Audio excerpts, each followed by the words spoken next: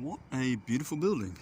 I suppose it's rather classic though, isn't it, of Central, Latin, Caribbean, impoverished countries. The budget always goes to fancy pants. This must have cost a fortune, by the way. I think it's more expensive than perhaps it looks. I mean, that's all marble clad. So, an absolute fucking fortune. Absolute fortune to construct something like that. And all these various bronze statues, and as you can see, it may not look like it here, but it is quite dilapidated behind me.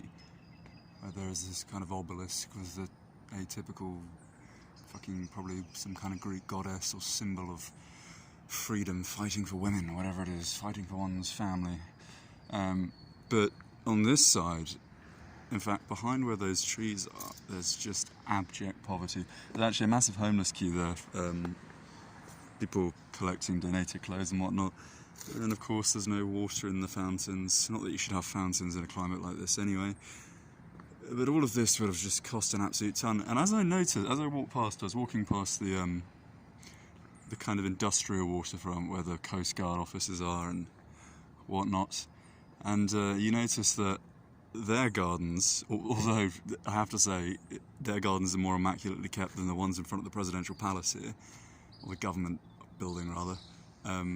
But you're walking in the just standard suburbs, and there's absolutely no attention paid to the roads and all that stuff. And then you have the atypical, of course, you can't go anywhere without a Masonic pyramid. And no, this isn't a conspiracy. Most US presidents and British prime ministers and leaders all over the world are admittedly, by their own words, Masons.